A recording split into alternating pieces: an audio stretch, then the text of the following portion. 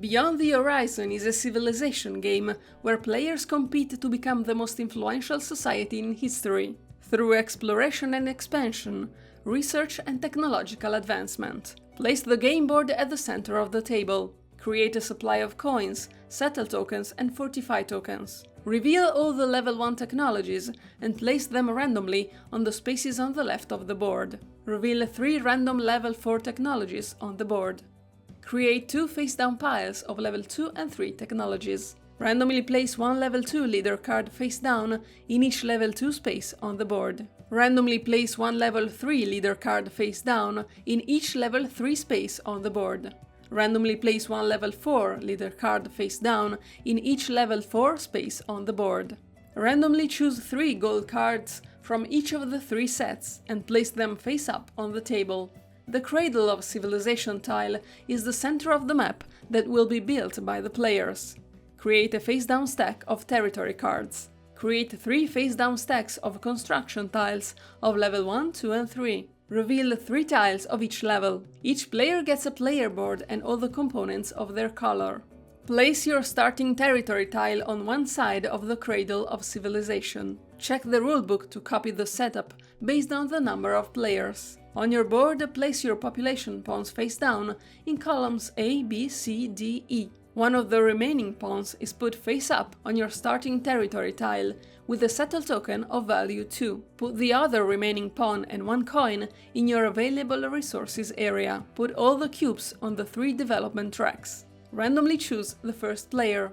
Reveal a number of government cards equal to the number of players. In reverse turn order, each player chooses one and puts it on their board. The game is played over a variable number of rounds, until enough goals have been achieved to signal the end of the game. In Beyond the Horizon, you will earn victory points for exploring new lands, building cities and advancing technologically. Starting from the first player and then proceeding clockwise, each player plays a turn, divided in 4 phases: action phase, expansion phase, production phase, goal phase. During the action phase, move your action pawn to a new action space and take its corresponding action. You cannot leave the pawn where it was, but if there is a different free space in the same action area, you can move it there. Some actions show a cost to be taken. For your first action of the game, place your pawn on a basic action space. For the rest of the game, the actions available to you are the basic and advanced actions, and all the actions corresponding to the technologies you developed. When you see a white population pawn icon, you need to have it ready in your available resources area to take the action. When you see a black pawn icon, you can take it from a column, from left to right. Some actions require you to exhaust a population pawn. Move it from your available resources area to the rightmost available spot on your columns. These are the available actions you can take. With the action Research a technology, choose a technology of the indicated level. For level 1 technologies, you can choose the one you prefer. For level 2, 3 and 4 technologies, you need to have already researched all technologies from the previous levels connected to the technology you chose. If you are the first player to research that technology, take the leader card. It may reward an immediate or an endgame bonus. Assign a population pawn to the technology. Then select a color from one of the connected technologies, considering the colors on the right side. Deal technology cards of the appropriate level, until you find 2 cards that show that color on top. Select one of the 2 cards as the new technology. Put the other cards at the bottom of the deck. Each player that develops a technology gets the immediate bonus. With any investment bonus action, remove the leftmost cube from the indicated track: food, economy or infrastructure. If the space now shows a lightning bolt, gain the immediate bonus. If it shows a hand, it will give you a reward during production phase. If it shows the key symbol, activate the indicated ability on your government card. Put the cube in the leftmost space of the investment track. If you reach an immediate bonus, get it. The action to enlist settlers or soldiers starts by taking a population pawn and placing it on your starting territory tile, or on a tile where you previously put a cube. If you are enlisting a settler, put a settle token on it, showing the indicated value. If you are enlisting a soldier, put a soldier token on it, showing the indicated value. If you take an upgrade settlers and soldiers action, exchange the token on one of your pawns with one of the appropriate new value. If you are upgrading multiple strength points, you can choose to upgrade one or more units. The maximum strength is 6. With the moving action, gain the indicated amount of moving points and use them to move one or more of your pawns on the map, one tile at a time. You cannot end your movement in one of your opponent's starting tile. During a movement, you can move your settler off the edge of the map. Reveal a new territory tile and place it where your settler is, adjacent to at least 2 existing tiles. Gain the immediate bonus.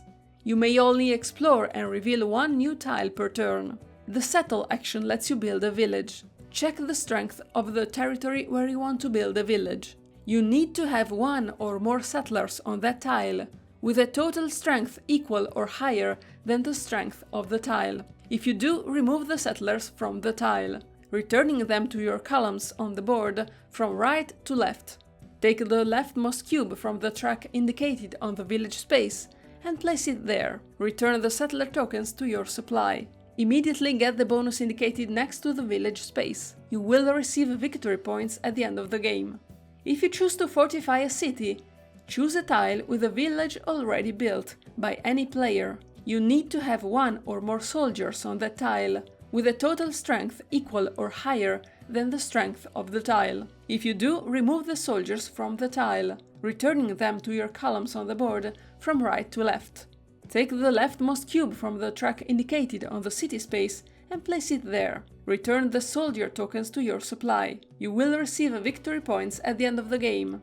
Only 1 village and 1 city can be built on any tile. After taking an action, proceed to the expansion phase. You can choose one of the following options. Build a new construction, build a construction already on the map, play a settle token, or play a fortify token. To build a new construction, you must have a construction tile in your supply, previously gained by advancing on the infrastructure track. And your settler must be on the tile you want to build on. That tile cannot have a cube on it, nor any opponent's pawn. You can build on the Cradle of Civilization, on your starting tile, but never on your opponent's starting tiles. Pay the coins indicated on the construction tile, and reduce the strength of your settler by 1. Take the leftmost cube from the track indicated on the construction tile and place it there. Immediately gain the bonus indicated in the center of the tile. You will gain victory points at the end of the game, but only if another player also builds the same construction. Building a construction already existing is the second option for the expansion phase. If your settler has moved to a construction tile with the right space available, you can build it too. Pay the cost, reduce the strength of your settler by 1, place the indicated cube and get the bonus. You will not receive victory points at the end of the game. If you received a settle or fortify token with a previous action, you can spend it in the expansion phase to take a settle village or a fortify city action. Then proceed to production phase, where you can choose one of the following options each turn. You can take 1 inactive population pawn from each column activated by the food track. Place the pawns on your available resources area. Or you can gain the coins income you have activated on your economy track. Or you can perform as many trades as you wish, choosing from the depicted options.